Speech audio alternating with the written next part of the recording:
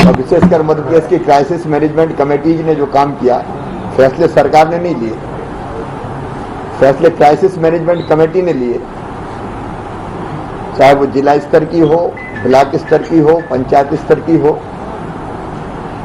और कोविड को कंट्रोल करने में महत्वपूर्ण भूमिका निभाई, उसके बारे में मैंने जानकारी दी।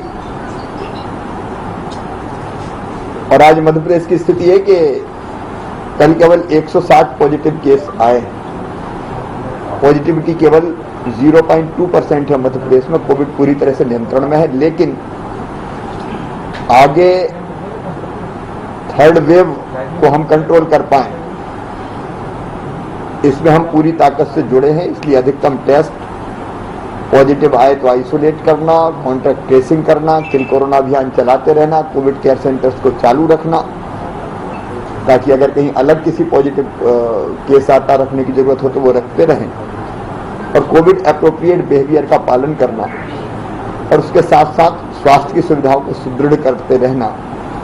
इन सब के बारे में ऑक्सीजन प्लांट, दवाइयाँ, अस्पताल में बिस्तर, उसकी और उपलब्धता बढ़ाना, उसके बारे में माननीय प्रधानमंत्री जी से चर्चा हुई।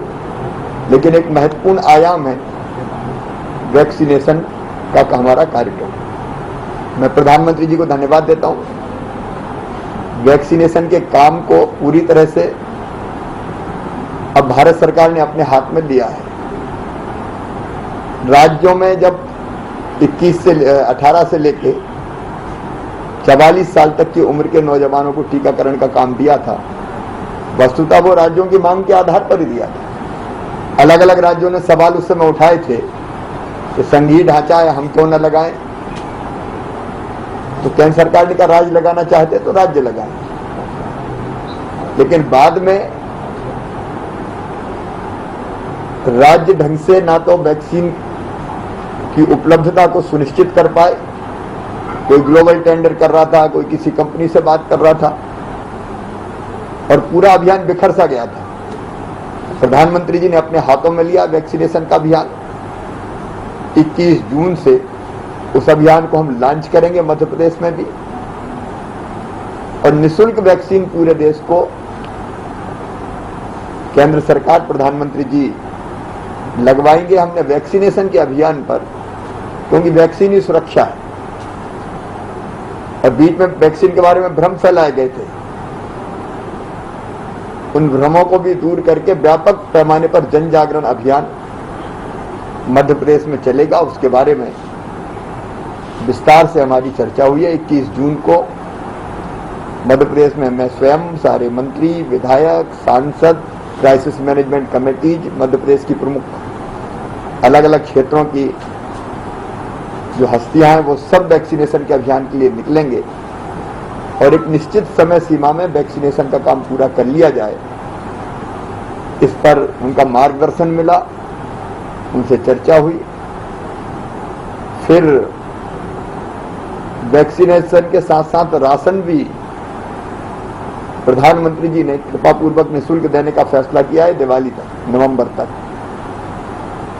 ठीक से निःशुल्क राशन सब भाई और बहन जो जरूरतमंद है उन तक पहुंच जाए। उसके अभियान के बारे में भी उन्होंने मार्गदर्शन भी दिया, हमने चर्चा भी की। किसानों के मुद्दों पर बातचीत हुई, विशेषकर डीएपी की कीमतें काफी बढ़ गई थी, 1200 से बढ़ के 1900 हो गई थी। सब्सिडी बढ़ा दी केंद्र सरकार ने, मतलब किसान को 1200 में ही डीएपी की बोरी मिलेगी। उसके साथ साथ मूंग की खरीदी का अभियान मध्य प्रदेश में प्रारंभ हुआ है। किसान ने ग्रीष्मकालीन मूंग पैदा किया है, तो मूंग की खरीदी के बारे में उन्होंने अनुमति दी है कि मध्य प्रदेश में किसानों का मूंग भी खरीदा जाए, ताकि किसान को उसके पसीने की पूरी कीमत मिल सके। मैंने यह भी आग्रह किया कि कोरोना के संकट के कारण आर्थिक स्थिति राज्यों की भी डगमगाई है। पिछले 2-2.5 महीने में तो कोरोना कर्फ्यू के कारण भी रेवेन्यू लॉस काफी हुआ है।